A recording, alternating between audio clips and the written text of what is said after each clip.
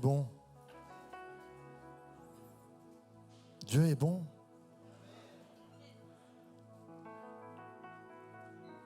Joyeuse Pâques à tous.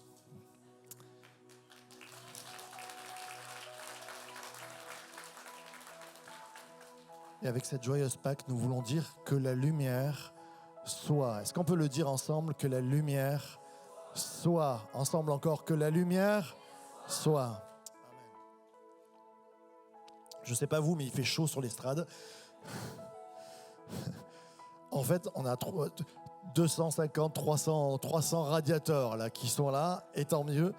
Source de vie, une église lumineuse, parce que la lumière soit, c'est ça notre espoir, c'est ça notre vie, que la lumière soit, que nous soyons une lumière. Parce que si l'église est lumineuse, c'est parce que tu es une lumière. C'est toi la lumière aussi. Jésus a dit, vous êtes la lumière du monde, nous sommes la lumière. Alors tourne-toi vers ton voisin et dis, tu es une lumière ce matin.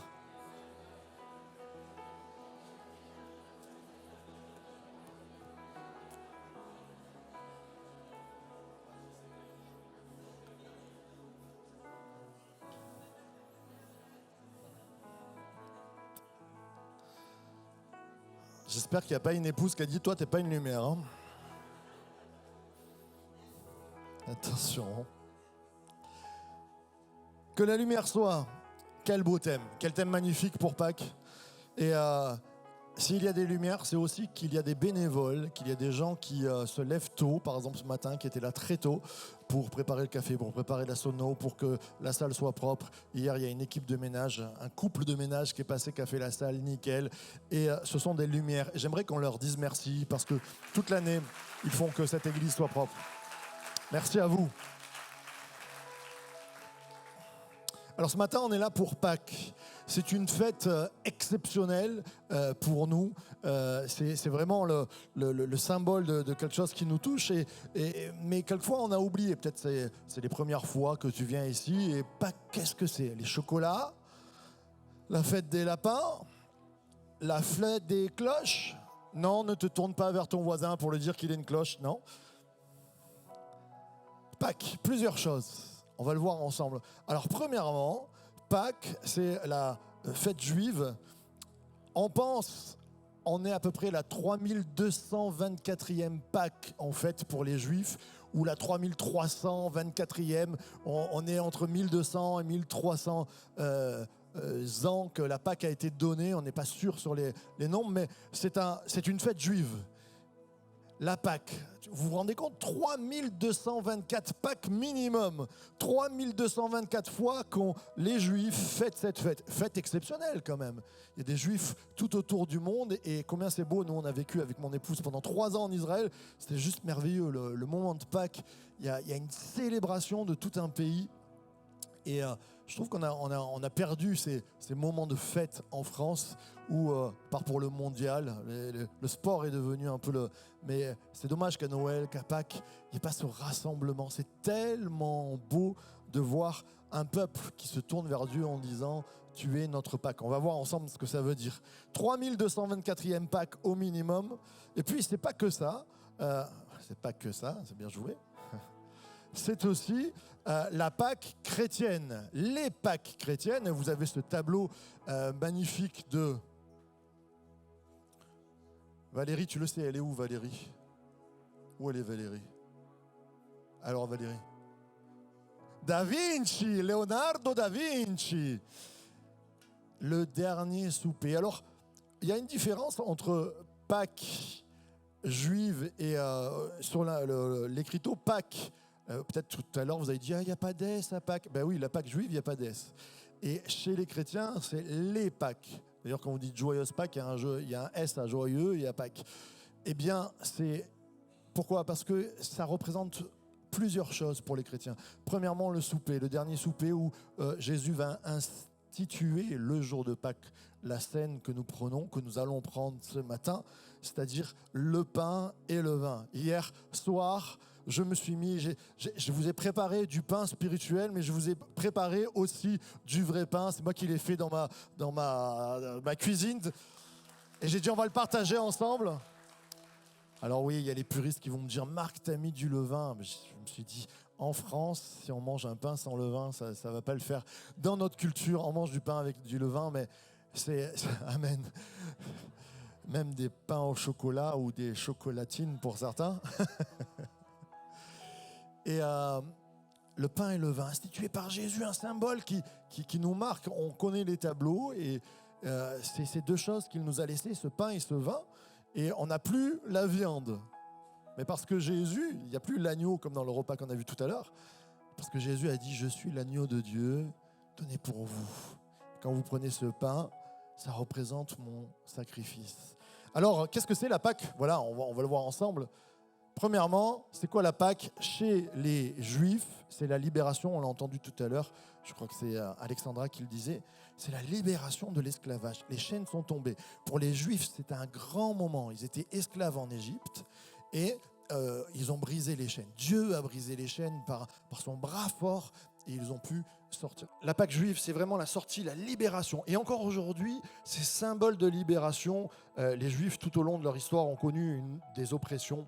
Et le jour de Pâques, c'est vraiment se dire, il y a une libération, il y a quelque chose qui fait que ce n'est pas seulement l'esclavage physique, mais c'est aussi l'esclavage dans nos vies. Des fois, il y a des choses qui viennent nous prendre. Et puis, Jésus, qu'est-ce que c'est la Pâque de Jésus ? C'est ce que je disais tout à l'heure, c'est trois choses. C'est le repas, la Sainte Seine, mais c'est aussi la mort de Jésus. La Pâque, pourquoi il y a Pâque au pluriel ? Parce qu'il y a un repas qui nous est donné, et puis il y a la mort de Jésus à la croix. Ce symbole tellement fort.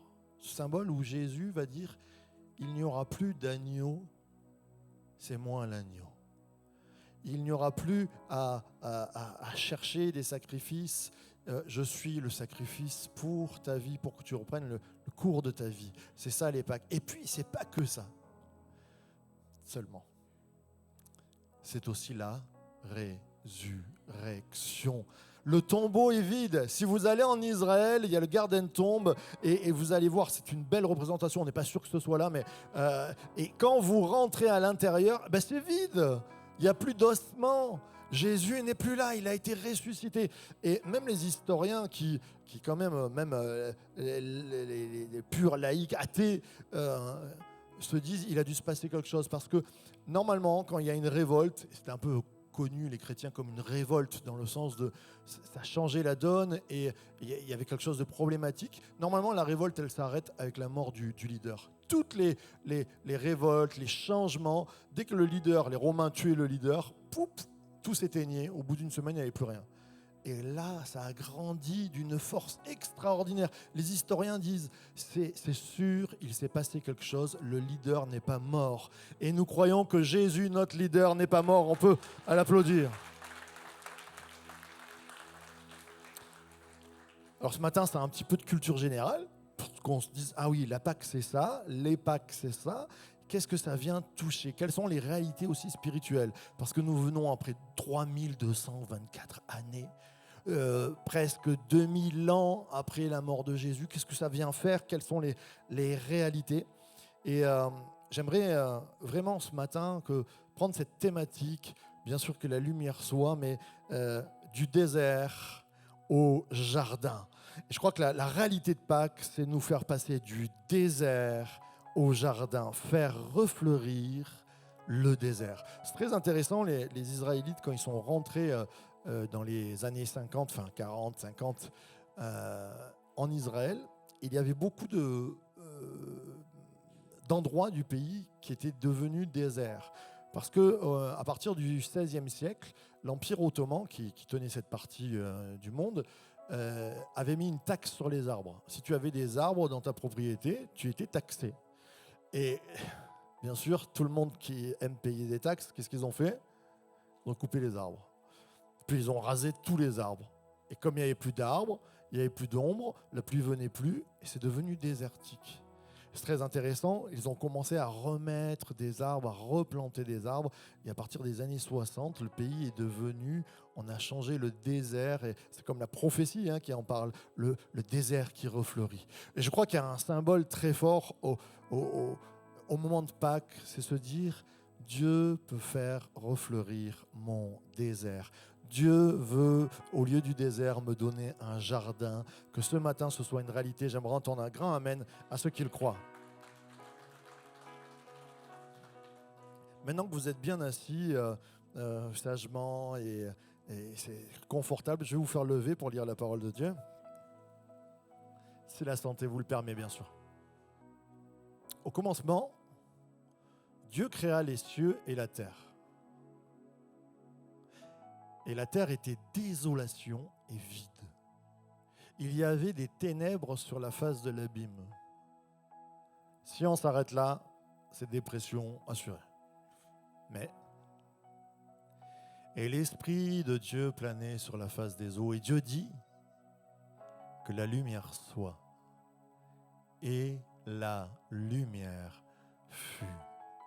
Et Dieu vit la lumière et qu'elle était bonne. Amen, amen et amen. Vous pouvez prendre place.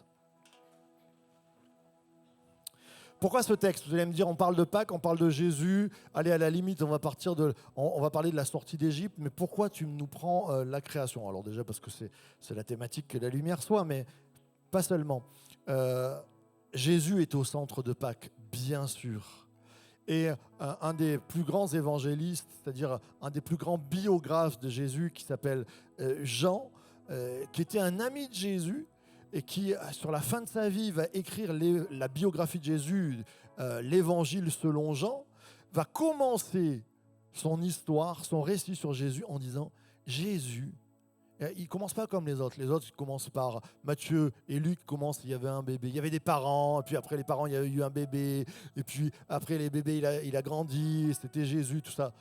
Marc, lui, il ne s'embête pas, il va droit au but. On commence dès le ministère à partir du désert. Mais Jean, il ne commence pas du tout comme ça. Jean, on dirait qu'il ferme les yeux quand il écrit cet évangile et il dit « Ce qui m'a marqué ». Et le commencement, dès le commencement de notre histoire avec Jésus, c'est que c'était la lumière du monde. Et que cette lumière est venue éclairer nos vies. C'est un homme de 90 ans qui est en train d'écrire et il est marqué par cette lumière. Elle brille dans son âme. Et quand il nous écrit cette biographie de Jésus, cette vie de Jésus, il ne commence pas par la naissance, il dit « Au commencement était la lumière et cette lumière nous a visités. Cette lumière, c'était le Fils de Dieu, c'est Jésus. » Et pour Pâques, le plus beau souhait que je peux faire pour notre Église, pour toi personnellement, c'est que nous soyons visités par cette lumière qui est Jésus, parce qu'elle nous visite encore. J'aimerais entendre un grand amen à ceux qui le croient. Alors, bien sûr, Jean commence son évangile, nous disons au commencement, il y avait la lumière. Ça nous rappelle Genèse 1, ce que nous venons de lire. Et Genèse 1, si vous lisez Genèse 1 et 2, c'est le récit de la création. Et autour de ce récit de la création, eh bien, il y a des étapes. Vous avez la lumière qui arrive. Après la lumière, il y a les eaux d'en haut, les eaux d'en bas. Et puis, après, il y a la terre. Et puis, à l'intérieur, il va y avoir les animaux, il va y avoir les poissons, il va y avoir les astres qui se forment. C'est tout un beau tableau qui nous est présenté. Mais il y a des étapes. Et avant ces étapes, on l'a lu ensemble tout à l'heure, la terre était informe, était désolation et vide. Au tout début, avant que la lumière soit, c'était désolation, c'était vide. Le mot en hébreu, c'est tohu vavohu. Ça a donné une expression en français, le tohu bohu. Les jeunes ils se disent, qu'est-ce que c'est le tohu bohu? Tohu vavohu, ça veut dire le chaos, c'est le chaos. C'est le tohu bohu, il n'y a plus rien, c'est un terrain vague, c'est le chaos. Et c'est intéressant cette expression, le tohu bohu, avant, là, au commencement, avant que la lumière ne soit, c'était le tohu, le bohu. Alors tohu, en gros, ça veut dire informe, il n'y a pas de forme. Vous voyez un terrain vague, vous comparez à un beau terrain de foot, le gazon ou un golf, vous voyez quelque chose de très joli, et puis vous allez dans un chantier où c'est un terrain vague. Il y a des cailloux, il y a des trous, c'est pas beau, on ne se mettrait pas là avec une nappe de pique-nique pour déjeuner. Eh bien, c'est ça l'idée, c'est informe, c'est confus, c'est une chose irréelle. C'est pas quelque chose qu'on pense, c'est tellement vague. Et c'est même synonyme de désert. Dans la Bible, le mot tohu souvent revient dans la parole de Dieu comme le synonyme du désert. C'est le désert, il n'y a rien. Quand vous allez dans le désert, c'est très joli, mais vous dites ne me laissez pas là, parce que sinon, il n'y a pas d'eau, il n'y a pas de fruits, il n'y a pas de supermarché, Et si vous avez un téléphone portable, vous ne pouvez pas le manger, votre téléphone portable, ni le boire. Il n'y a pas ce qui va pour la vie dans nos vies. Et puis tohu, bohu, bohu, ça veut dire vide, informe, quelque chose qui n'a pas de forme, qui est nul. C'est nul. C'est de la perte, c'est détruit. Et donc, au commencement, il y a cette idée que c'est désert, c'est informe, c'est vide, c'est nul. Et puis, il y a une lumière qui apparaît. Et cette lumière, elle va tout changer. La première étape, qui se fait par l'esprit bien sûr, qui va changer ce désert, cette terre informe et vide, c'est l'apparition de la lumière. Et ce matin, j'aimerais qu'on puisse réfléchir sur cette lumière qui vient bénir, sur cette lumière qui vient changer nos vies. Une lumière pour percevoir. Une lumière pour voir. Une lumière pour commencer à discerner. Vous savez, un chantier, qui c'est qui a déjà fait des chantiers, des maisons, des murs, peut-être du jardinage? Est-ce que vous avez déjà travaillé la nuit? Alors, si vous travaillez la nuit, moi j'ai déjà vu ça à Dubaï. À Dubaï, ils font les 3-8, ils ne s'arrêtent jamais. J'ai visité là-bas, ils ont des grosses lampes en pleine nuit, on se croit en plein jour. Mais naturellement, quand tu construis une maison, tu le fais le jour. Parce que si tu n'as pas de lumière, ton chantier, tu ne sais pas où il y a les trous, tu peux te blesser, c'est informe, c'est vide, c'est pas beau. Et la lumière, elle va te servir à pouvoir discerner, à percevoir ce qui se passe. Une lumière, ça éclaire l'état de ton chantier. Et ce matin, j'aimerais commencer par là. Quand Jésus vient dans nos vies, il vient éclairer le chantier. Des fois, nos vies, c'est des chantiers, quand même. Des fois, c'est des terrains vagues. Des fois, il y a des fissures. C'est intéressant. C'est un jour où vous faites construire une maison, vous habitez dans une maison. Quand ils ont fini le crépi, si vous voulez voir les défauts, vous attendez le soir. Et le soir, vous mettez un spot à ras du mur. Et vous allez voir, c'est fou comme la lumière éclaire toutes les problématiques. Tu te dis, waouh, là, il va y avoir un problème. Quand la lumière apparaît, on voit les fissures dans le mur. Quand la lumière apparaît, on voit les problèmes. Et Jésus n'est pas là pour éclairer et nous rendre coupables, mais pour te dire, il y a un chantier dans ta vie. Il y a un chantier à prendre en main. La lumière du Seigneur, elle vient pour que nous puissions percevoir ce qu'il y a, faire un constat. Peut-être constater les blessures.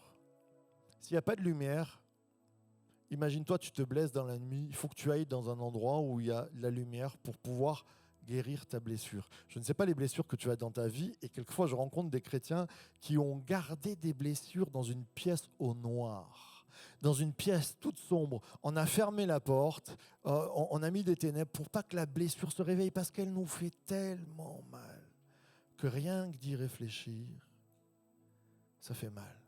Rien que de penser à pouvoir peut-être même guérir ou penser la plaie, ça nous fait mal. Alors on a mis ça dans une pièce sombre. Pourtant Jésus nous dit, je suis venu guérir les cœurs brisés. Je suis venu sécher les larmes. Et ce matin, il veut te dire, si tu m'acceptes dans ta vie, je vais faire la lumière sur tes blessures.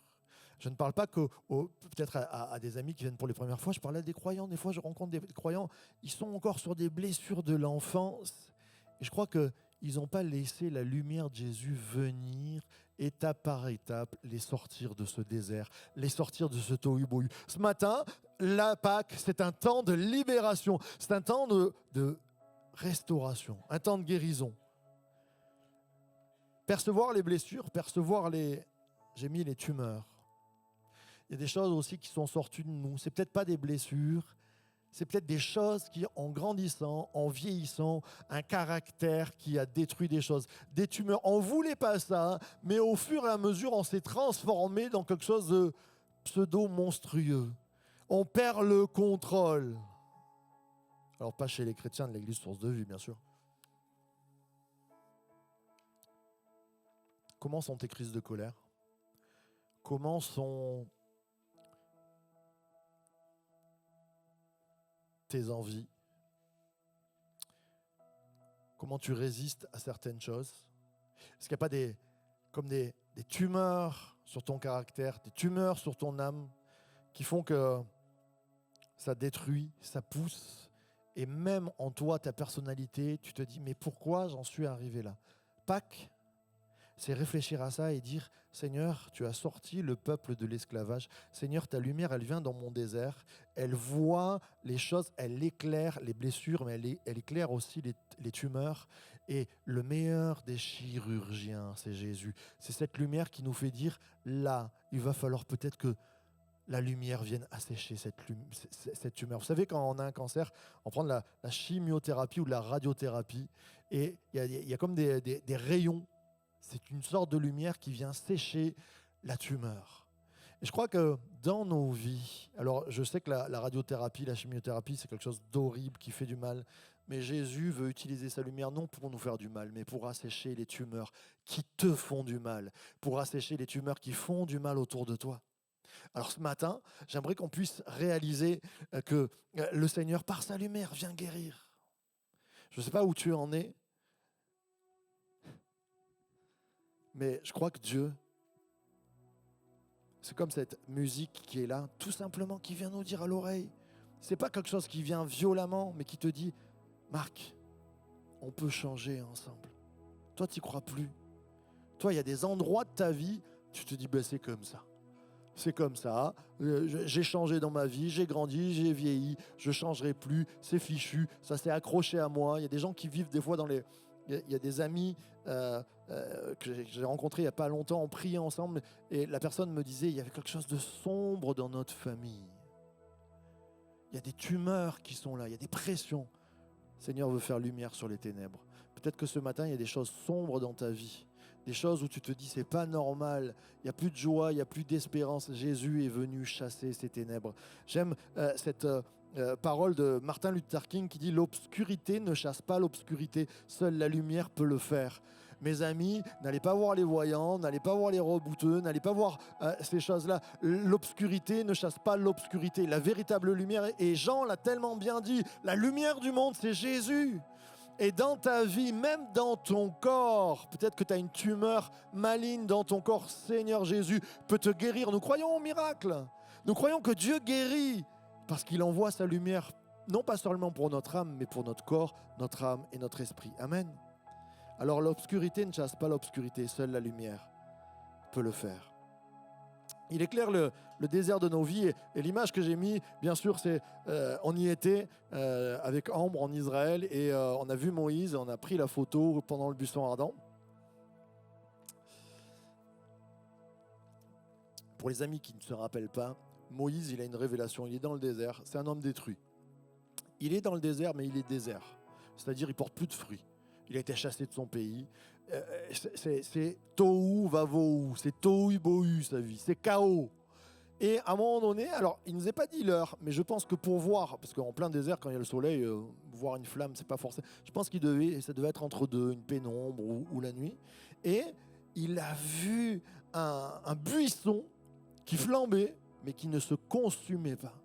Et c'est très intéressant comme cette symbolique de la lumière dans le désert. Nous le voyons dans le tohu bohu. Dès la création, Dieu envoie sa lumière. Et dans le tohu bohu extraordinaire de la vie de Moïse, il est en plein désert. Il est désert, son âme est désert, tout est désertique. Là, Dieu vient le chercher en plein désert. Il envoie sa lumière au travers du buisson ardent. C'est juste extraordinaire ce moment-là où Moïse est totalement perdu.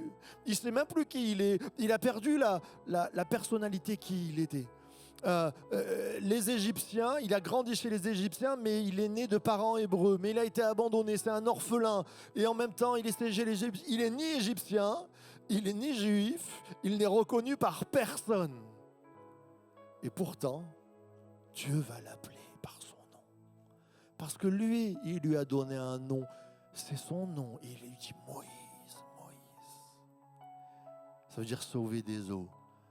Rappelle-toi, tu n'es pas dans la racine de ton cœur, tu n'es pas voué à couler en plein désert, Tu es appelé à flotter au-dessus et à vivre et à construire un jardin. Et le Seigneur veut te dire, tu n'es pas appelé à couler. Et peut-être ça fait des milliers de fois que tu viens à l'église, mais tu dis en ce moment, ma vie est en train de couler. C'est le désarroi. Peut-être que tu passes une vieillesse qui est compliquée. La santé, ça va pas. Le moral, ça va pas. Peut-être que les enfants, tu les vois pas. Peut-être que tu passes par des moments désertiques. Et pourtant, Dieu te connaît par ton nom. Et le nom qu'il t'a donné, c'est sauver. Sauver des eaux, sauver du désert. Il met la lumière. J'aimerais entendre un grand amen à ceux qui croient que Dieu réveille en nous une lumière.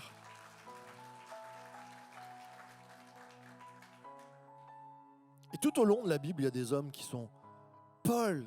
On pourrait prendre l'exemple de Paul. Paul, il est acharné, il se croit bien, il est dans une religion traditionnaliste, il est juif, il connaît le vrai Dieu et pourtant il est rempli de haine et de colère. Je parle vraiment à des croyants. C'est pas bon quand on est rempli de haine et de colère. C'est pas bon quand, j'allais dire, on divise au lieu d'unir. C'est pas bon quand on a des propos qui sont injurieux. C'est pas bon quand on est stressé à fond. Je ne suis pas en train de culpabiliser. Je dis, dans nos vies, il y a des choses irréelles quelquefois. Des fois, on se met en colère. Et puis, si on se voyait dans le miroir, on dirait, mais c'est irréel. C'est quoi ce caractère que tu as ? Peut-être c'est autre chose. Des choses irréelles dans nos vies. Et Paul est sur le chemin de Damas. Qu'est-ce qui se passe ? Il est dans son désert de vie, dans son désert de colère, dans son désert de tradition. Lui, il croit qu'il est bien, mais en fait, il n'y a pas la vie. Il n'y a rien qui donne. Et là, une grande lumière, qui éclaire ses yeux. Il tombe de cheval, la révélation. Jésus vient nous mettre une grande lumière. Et Jean le rappelle. Combien j'aime cet évangéliste, Jean, cet écrivain, 90 ans. Je ne pense pas qu'à 90 ans, il devait voir bien. Je pense qu'il devait avoir les yeux fatigués quand même à cet âge-là. Et pourtant, il va écrire ce... Alors sûrement il a été aidé pour écrire, mais ce qui marque sa vie par rapport à Jésus, la première chose, il était la lumière. Il était la parole. C'est-à-dire que ça a touché ses sens au-delà de ses sens corporels qui fatiguent. Il est usé par la vie et pourtant il est frais dans sa vision de Jésus. Et je crois que ce matin, on peut dire tu peux être usé par la vie, mais tu peux avoir une révélation fraîche de Jésus ce matin, qui vient te sortir de tes blessures, de tes tumeurs. Il perçoit la personne du Dieu, le divin Moïse, quand il rencontre Dieu dans son désert, il dit mais qu'est-ce que c'est ? Qui tu es ? Je suis le Dieu, l'Éternel, le Dieu de tes pères, mais le Dieu de ta vie qui te connaît par ton nom. Ce matin, on a besoin d'une révélation. On n'a pas besoin de... C'est bien à l'église, mais n'adore pas mon Dieu, adore ton Dieu personnel. C'est notre Père, bien sûr, mais dans le nôtre, c'est que tu as une place, toi. C'est pas je connais le Dieu de... Je connais mon Dieu et c'est notre Père. Est-ce que tu as une relation particulière ? Et je t'encourage à avoir cette relation avec Dieu. Une lumière pour percevoir et puis une lumière pour vivre. La lumière, elle n'est pas faite que pour percevoir, c'est-à-dire les problèmes et dire je vais me repentir. Je crois qu'il y a un constat à faire, il y a à changer. La repentance, c'est changer d'avis, c'est faire un constat sur sa vie. C'est ça la repentance. Quelquefois, on a automatisé. Moi, je me rappelle quand on était jeune, un jour, mon pasteur jeunesse m'a dit « Mais t'as pas pleuré quand tu t'es repenti, que tu as donné ta vie à Jésus ?» J'étais trop culpabilisé. J'avais pas pleuré. Et donc, il m'a dit « C'est pas une vraie repentance. » Je dis « Mais c'est quoi votre histoire ?» Il n'y a pas de modèle.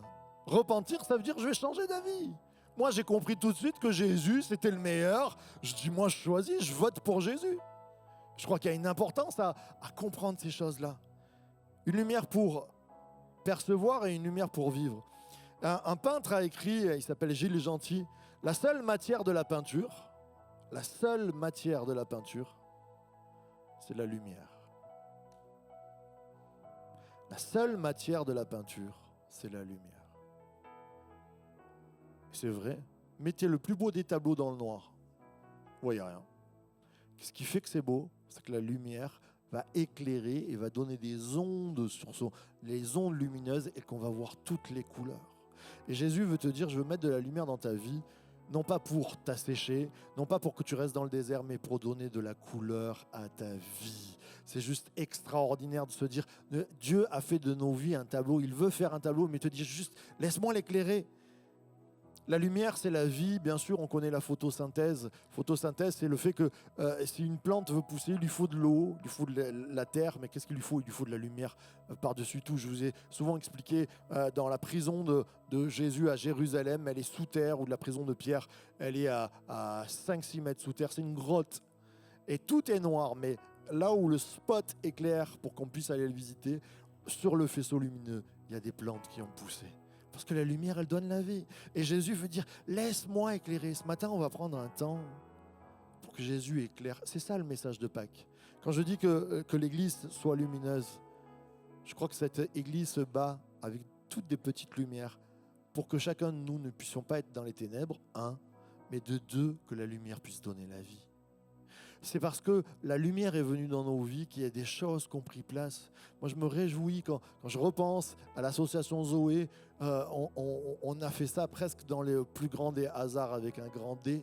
On a lancé le projet, on n'était pas prêt.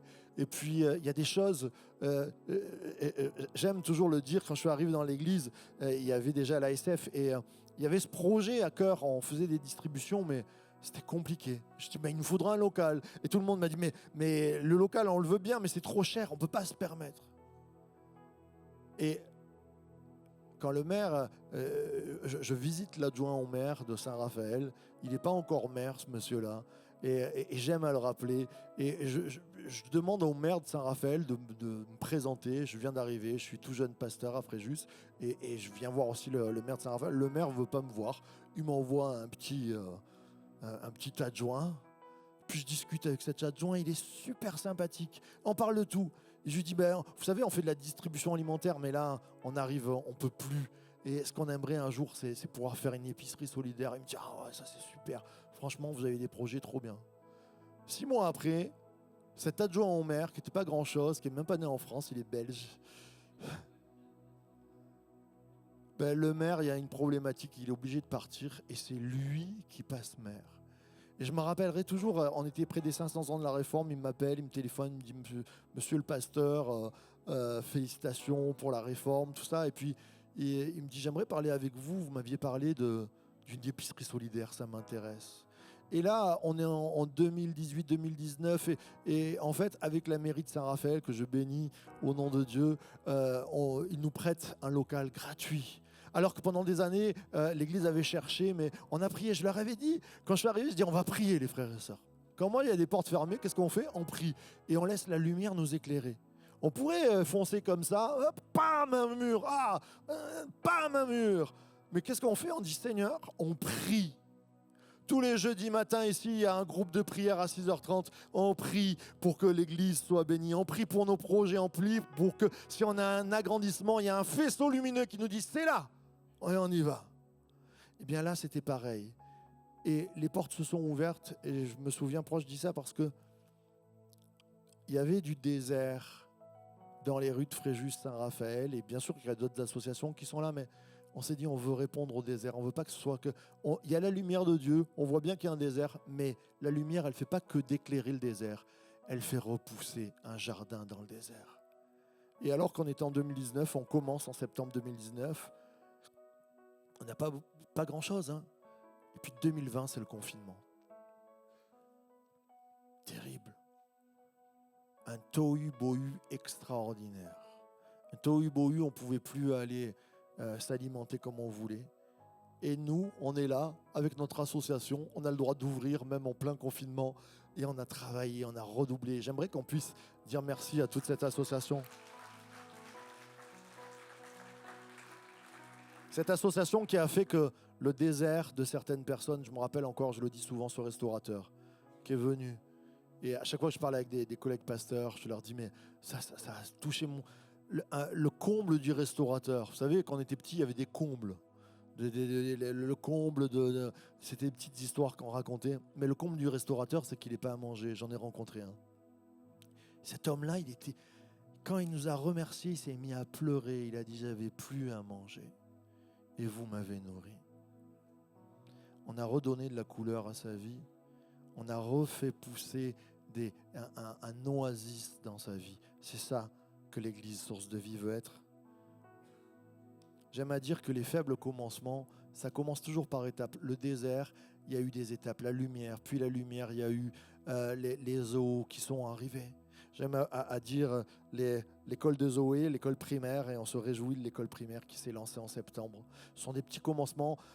Quand mon épouse, l'an dernier, elle m'a dit « Vraiment, Marc, j'ai à cœur de faire cette école primaire. » Je me suis dit « Seigneur Jésus, à d'autres, mais pas à moi. » Mais la lumière était trop forte. Vous savez, la lumière, tu ne peux pas l'arrêter. Une fois qu'elle y est, les ténèbres ne peuvent pas arrêter la lumière. Ça ne va pas dans le sens contraire. Ce n'est pas les ténèbres qui disent « hop !» Et même si j'ai voulu hop là, dire non, stop, la lumière était plus forte. Et quand on a commencé, je me rappelle, il y avait 2 enfants. J'ai dit « wow, c'est quoi ton histoire là ?» J'y crois, je t'encourage, je te masse les épaules et tout. Vas-y, mon champion. Mais je me suis dit, ouais. Puis un enfant après l'autre, un enfant après l'autre sont arrivés. C'est juste magnifique de voir ces enfants qui viennent et qui ont la chance, bien sûr, d'avoir une éducation privilégiée, sont bénis. Plus que ça, chaque matin, on leur annonce la lumière. Chaque matin, il y a un quart d'heure, 20 minutes, au travers de la parole de Dieu, du catéchisme, tout simple. Mais c'est beau quand la dernière fois, il y a un petit enfant, il y a une maman qui est venue et qui a dit mon fils est venu me voir en disant j'ai un problème et la maîtresse a dit quand il y a un problème, il faut aller voir Jésus. Et donc, désolé pour la maman aussi. Et c'est trop beau parce que la maman, elle ne savait pas, elle a dit mais je ne savais pas comment on fait, mais on a prié Jésus. Jésus, c'est pas un truc du luberlu, c'est pas un truc sectaire, c'est juste le Dieu créateur qui est vivant, mes amis, qui veut éclairer ta vie. Et comme dit ce petit garçon, quand tu as un problème, va voir Jésus. Quand le désert est trop aride, va voir Jésus. Quand tu n'as plus de source d'eau, que tu as soif dans ta vie, va voir Jésus. Quand tout est détruit, va voir Jésus. Je crois qu'on peut donner une main d'applaudissement à Jésus ce matin. Dans nos ténèbres, tu brilles. Alors on va continuer en prenant le pain et le vin ce matin. Et c'est juste du pain, c'est juste du vin. Et pourtant c'est la mémoire de Jésus. Quand j'ai fait ce pain que j'ai préparé hier, j'avais presque envie de pleurer. Parce que je me suis dit, Seigneur Jésus, tu es allé jusqu'au bout. Moi, j'ai fait un beau pain. Des fois, dans la vie, tu fais de la cuisine, tu te dis, waouh, j'aimerais que ça reste comme ça. Mais non, là, maintenant, les frères et sœurs, vous allez voir Enzo, oulala. En plus, il met de l'alcool, il va être alcoolisé, le pain, c'est cool. C'est bien.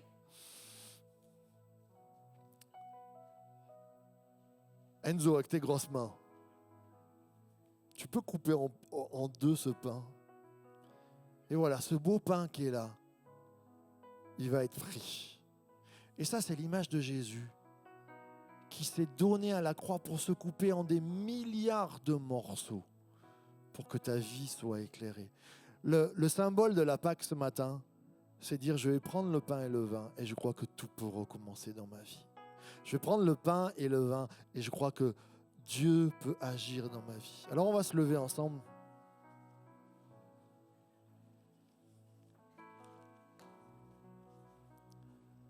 Une lumière pour vivre.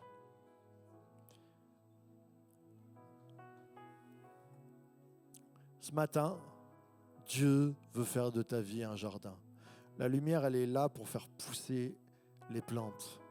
Et Dieu met une graine au travers de la parole de Dieu ce matin. Et quand la plante pousse, ça va être un petit arbre qui va commencer, qui est tout fragile. Pourtant, cet arbre, il va grandir. Et l'arbre, il est porté, il est en vue. Qu'est-ce qu'il va faire? Il va donner, il va porter du fruit. Un arbre, c'est fait pour porter du fruit. Ce matin, le Seigneur veut te dire, je veux t'encourager dans ton désert pour que tu deviennes un arbre, que ton désert devienne un verger et que tu portes du fruit. Et le fruit, il n'est pas pour toi. Le fruit de l'esprit, il nous a dit que le fruit de l'esprit, c'est la bonté, l'amour. Le fruit, il n'est pas pour toi. Un fruit, c'est pour donner à manger aux autres. Oh, mais il y a mon petit loulou, là, il est là. Il est là, mon champion. Et ce matin, ce qu'on veut dire, comme avec un cœur d'enfant, Jésus, quand on a un problème, que la lumière soit. Alors on pourrait fermer nos yeux avant de prendre ce pain et ce vin. Je ne sais pas où vous en êtes. Moi, je sais, j'ai des problèmes dans ma vie. Je connais des psychothérapeutes, je connais des psychanalystes, je connais tout ça. Mais je peux t'encourager ce matin et te dire,